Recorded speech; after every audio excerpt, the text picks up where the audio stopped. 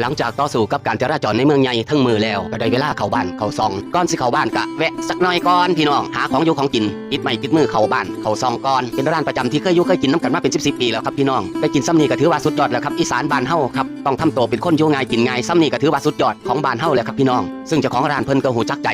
เห็นหน้าเพิ่นก็หูแล้วแค่ว่าเฮาอยากกินเมนูใดบ่ต้องบอกว่าเอาขมซ้ำใดสำหรับผมแล้วเอาขมจนย่างเดาพุ่นละพี่น้อง ร้านนี้พิเศษอยู่อย่างหนึ่ง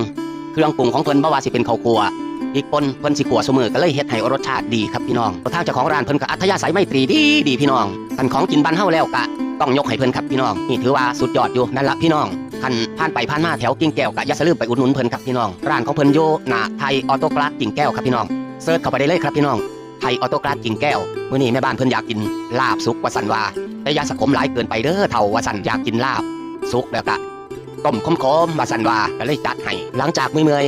เสร็จสับภารกิจการงานแล้วก็นี่แหละครับพี่น้องเอ้ยก็เข้าบ้านเข้าซองมากินข้าวห่วมผ้ากันกับหมู่กับพวกกับครอบครัวครับพี่น้องถึงว่า